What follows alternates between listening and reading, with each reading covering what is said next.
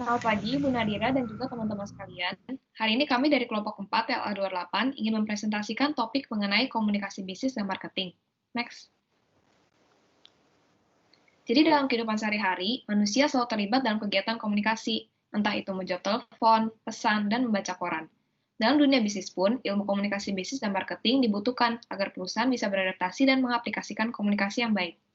Agar kegiatan marketing bisa mencapai tujuan, diperlukan komunikasi yang baik. Bagaimana caranya? Kita dapat menciptakan suatu interaksi antara perusahaan dengan konsumen melalui berbagai media menurut Kusniaji. Untuk sarananya adalah seperti spanduk, koran, gadget, media online, dan offline lainnya. Next. Berikut adalah tujuan dan manfaat dari bisnis komunikasi dan marketing. Next.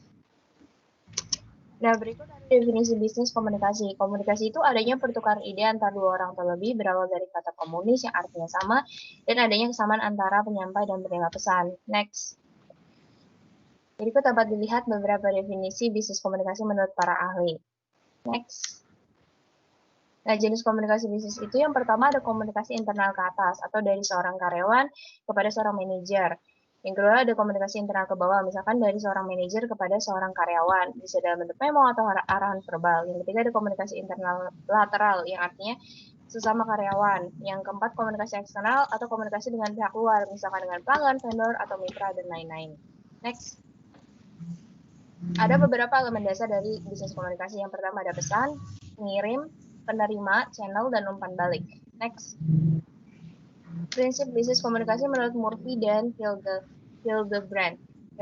Informasi itu harus diberikan harus lengkap agar lebih efektif. Yang kedua, informasi itu harus singkat dan padat. Yang ketiga, informasi itu harus konkret. Next. Nah, lanjut ke informasi itu harus sesuai dengan pertimbangan. Lalu, informasi harus berorientasi pada penerima. Juga harus memperhatikan sopan santun, baik verbal maupun non-verbal. Juga harus menggunakan kata-kata yang benar agar informasi itu jadi benar dan cermat atau lebih teliti. Next. Ada hambatan komunikasi, misalkan masalah dalam mengembangkan pesan, penyampaian pesan, menerima pesan, dan menafsirkan pesan. Next.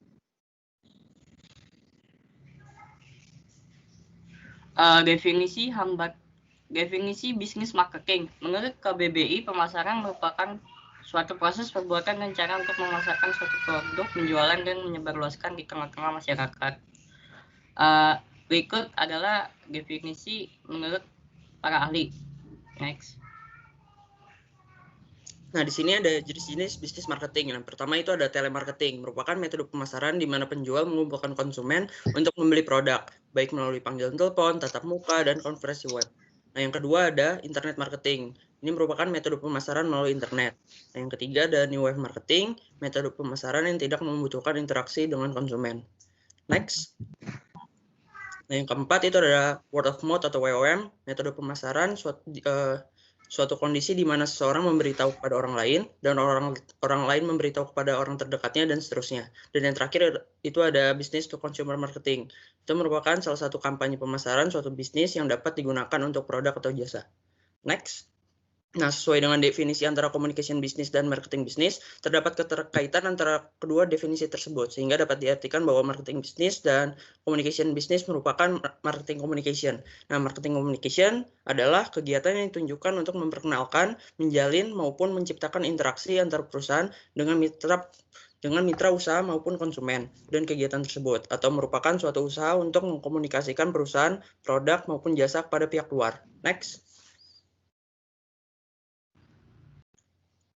Nah, di sini ada strategi-strategi dalam marketing communication. Yang pertama itu kenali target pasar dengan mempelajari dari sisi geografis, demografis, psikografis, dan sosiokultural. Yang kedua itu tentukan USP, di mana perusahaan harus memproduksi produknya harus berbeda dengan produk lainnya dan juga unik.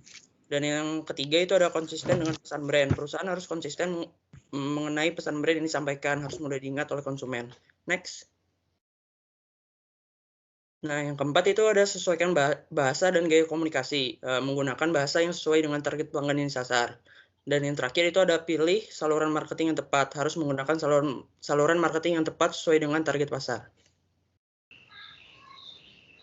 Untuk kesimpulan, kegiatan komunikasi pemasaran bertujuan untuk menciptakan interaksi.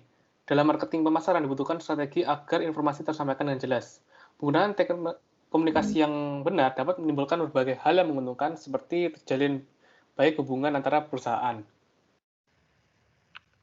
Setelah kita mempelajari materi komunikasi bisnis dan marketing, kita mendapatkan 3 poin utama untuk dijadikan saran dari pembelajaran tersebut. Poin pertama, dalam marketing terdapat faktor-faktor yang mempengaruhi hasil dari marketing, sehingga kita perlu mengetahui faktor-faktor tersebut dan menyampaikannya dengan cara komunikasi yang tepat. Poin kedua, mengetahui cara komunikasi sangatlah penting. Dengan begitu, kita diharapkan tidak terjadi kesalahpahaman atau kesalahan dalam menerima informasi yang akan disampaikan. Poin ketiga, bukan hanya dengan mempelajarinya, kita perlu menerapkan hal-hal tersebut, sehingga diharapkan kita dapat memperoleh manfaat-manfaat yang ada dari pembelajaran tersebut. Sekian dari kelompok kami, terima kasih.